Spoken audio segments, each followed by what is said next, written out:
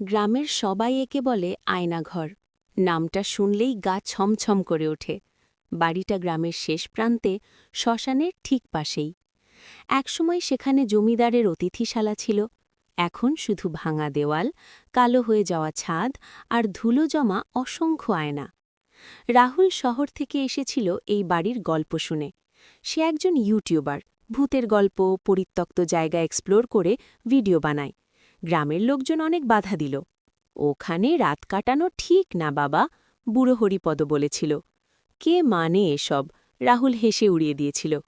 সন্ধে নামতেই সে আয়নাঘরের ভেতরে ঢুকল। টর্চ জ্বালাতেই চারদিকে শত শত আয়নায় তার নিজের প্রতিচ্ছবি দেখা গেল। কিন্তু একটা অদ্ভুত ব্যাপার, কিছু আয়নায় সে নড়লেও প্রতিচ্ছবি নড়ছে না। রাহুলের বুক ধক করে উঠল। সে নিজেকে সামলে নিল। প্যারানর্মাল ইলিউশন বলে ক্যামেরা অন করল। রাত বাড়তে লাগল। হঠাৎ করেই সে শুনল খটখট আওয়াজ, যেন কেউ নাক দিয়ে আয়নায় টোকা দিচ্ছে। শব্দটা ধীরে ধীরে বাড়তে লাগল। একটা আয়নায় সে লক্ষ্য করল তার পেছনে কেউ দাঁড়িয়ে আছে। ঘাড়ের লোম খাড়া হয়ে গেল। ধীরে ঘুরে তাকাল। কেউ নেই। আবার আয়নার দিকে তাকাতে সে দেখল একটা মেয়ে, সাদা শাড়ি, ভেজা চুল, চোখ দুটো অস্বাভাবিক বড়। কিন্তু সবচেয়ে ভয়ঙ্কর ব্যাপার, মেয়েটার মুখে কোনো ছায়া পড়ছে না। রাহুল চিৎকার করে উঠল, কিন্তু গলা দিয়ে কোনো শব্দ বেরোল না। মেয়েটা আয়নার ভেতর থেকে বেরিয়ে এলো, ধীরে, ভেসে ভেসে। তার পা মেঝেতে ছুঁয়েও নেই। ফিস করে সে বলল, আমাকে দেখেছ কেন? রাহুল পিছতে গিয়ে পড়ে গেল। চারপাশের সব আয়নায় এখন সেই মেয়ের প্রতিচ্ছবি। কোথাও রাহুল নেই। আমি আমি ভিডিও করতে এসেছি, কাঁপা গলায় বলল সে। মেয়েটা হেসে উঠল। হাসিটা অস্বাভাবিক, মুখটা যেন আরও চওড়া হয়ে গেল। আমিও একদিন দেখতে চেয়েছিলাম, সে বলল। এই আয়না ঘরেই আমাকে আটকে রাখা হয়েছিল, জীবিত অবস্থায়।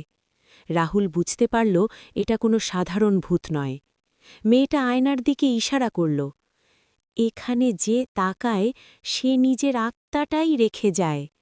হঠাৎ সব আয়নায় ফাটল ধরল। চির শব্দে কানে তালা লেগে যাচ্ছিল। রাহুল অনুভব করল তার শরীর হালকা হয়ে যাচ্ছে। সে শেষ শক্তি দিয়ে দৌড় দিল দরজার দিকে। ঠিক তখনই এক বুড়ি কণ্ঠ বলল, ফিরে এসো। দরজার সামনে দাঁড়িয়ে আছে সেই মেয়েটা। এবার তার চোখ থেকে রক্ত ঝরছে। একজন তো থাকতেই হবে, সে ফিসফিস করল। চারদিক অন্ধকার।